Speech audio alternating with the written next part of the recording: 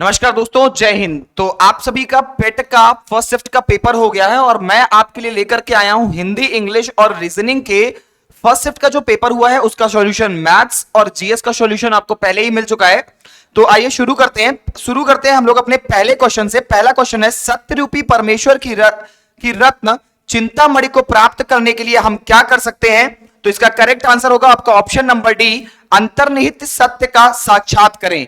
गद्यांश में चिर स्थायी शब्द का कौन सा विलोम शब्द प्रयुक्त हुआ है? कौन सा विलोम शब्द प्रयुक्त हुआ है? इसका करेक्ट आंसर होगा आपका क्षणभंगुर, ऑप्शन नंबर बी।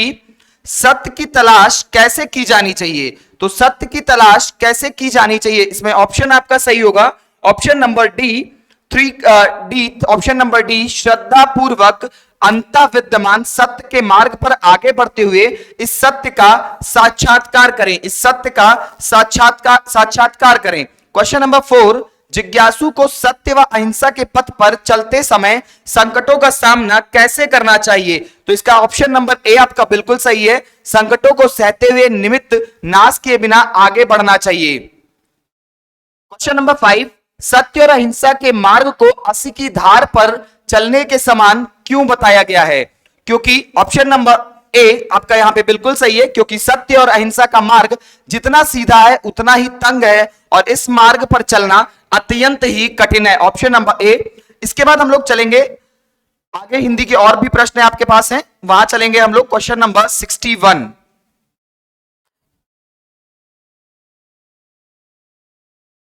51 ये सब आपको कराया जा चुका है, इसकी अलग वीडियो बनी हुई है, आप देख लीजिएगा। मैं हिंदी, इंग्लिश और रीजनिंग के जो भी क्वेश्चंस थे उसका सॉल्यूशन आपके लिए लेकर आया हूं। मैथ्स और जीएस का पूरा सेक्शन आपको मिल चुका है।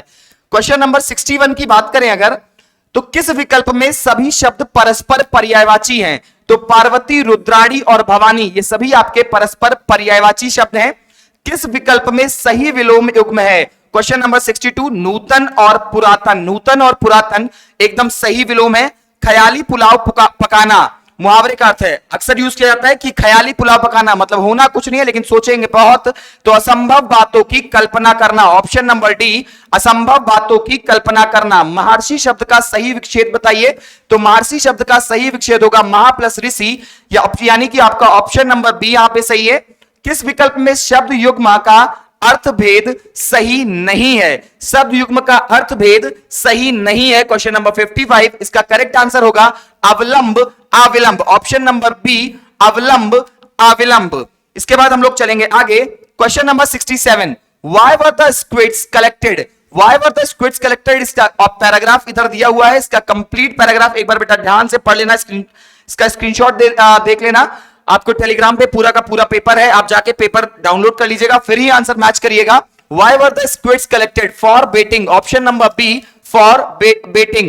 Give one word substitution for the practice of writing, editing and or compiling dictionaries is called lexicography. Lexicography.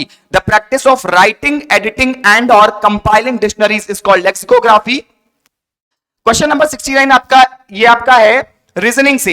एक महिला की ओर इशारा करते हुए नीलेश ने कहा, वह मेरी पत्नी के दादा की इकलौती संतान की इकलौती बेटी है। महिला नीलेश से किस प्रकार संबंधित है? तो महिला नीलेश की पत्नी है, महिला नीलेश की पत्नी है। असंगत को अलग करें, यहां पे आपका है 8, 27, 64, 100, 125, 216, 343। तो आपको यहां पे जो सबसे अलग है वो पॉइंट आउट करना था, ऑड वन आउट बताना था।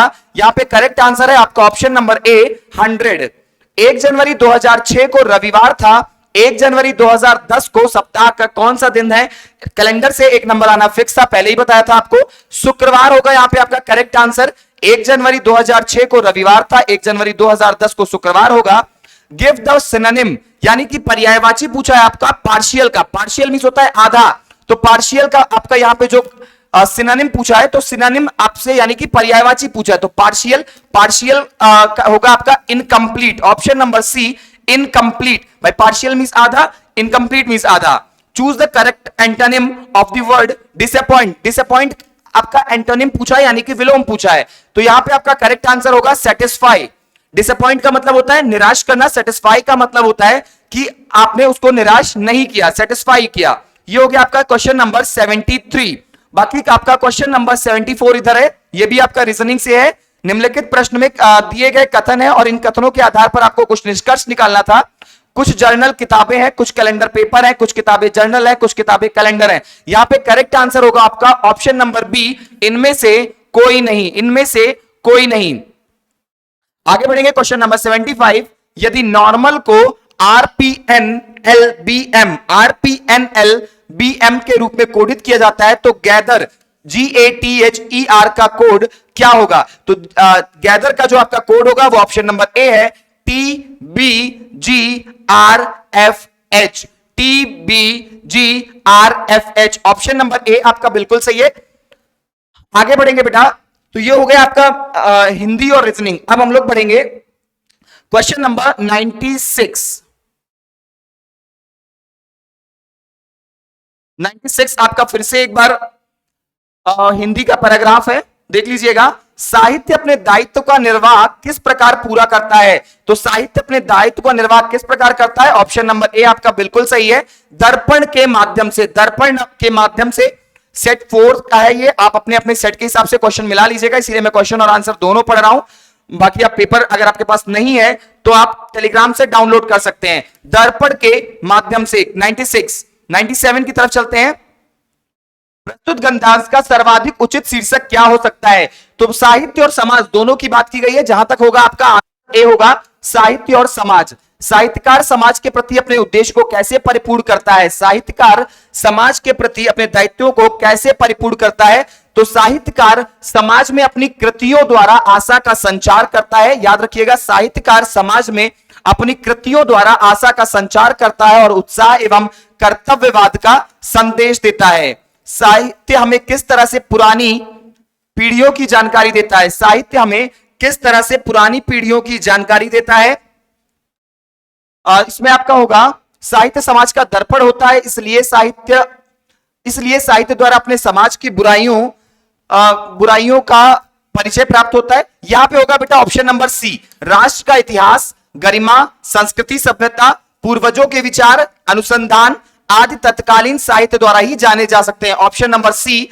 Question number last question 100 question है आपका ये। साहित्य केवल समाज का दर्पण क्यों नहीं है? साहित्य केवल समाज का दर्पण क्यों नहीं है? क्योंकि साहित्य समाज की प्राचीन परंपराओं से जुड़कर अंधविश्वास जैसे दूसरों को स्वीकार करना सिखाता है। क्योंकि साहित्य समाज की प्राचीन परंपराओं से जुड़कर अंधविश्वास जैसे दूसरों को स्वीकार करना सिखाता है। तो ये मैंने आपको टोटल 25 नंबर के क्वेश्चंस कराए हैं।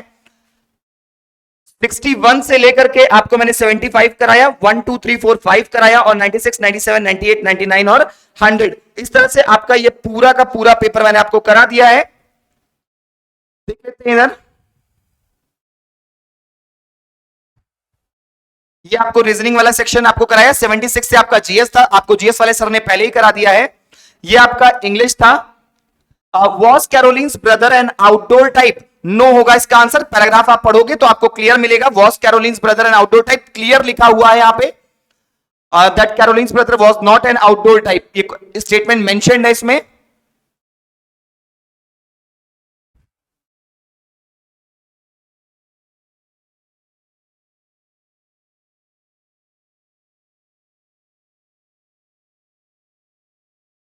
बाकी आप देख लीजिएगा, बाकी आपको पूरा पेपर मैंने करा दिया। टोटल 25 हिंदी, इंग्लिश और रीजनिंग कंप्लीट हो गई। तो इसी के साथ आपका पूरा पेपर भी कंप्लीट हो गया। मैथ्स और जीएस का सेक्शन अलग वीडियो में पड़ा हुआ है इसी चैनल पर, और उन दोनों की भी लिंक इसी वीडियो में पड़ी हुई है। इसी वीडियो के कमेंट बॉक्स में उनकी भी लिंक पड़ी हुई है। आप चाहें तो रीजनिंग और मैथ्स और जीएस वहां से देख लीजिएगा। हिंदी, इंग्लिश और बाकी का जो सेक्शन है आपका रीजनिंग का, वो यहां पे मैंने आपको करा दिया है।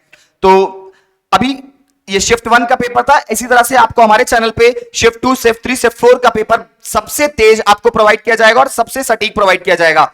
जय हिंद, जय भारत।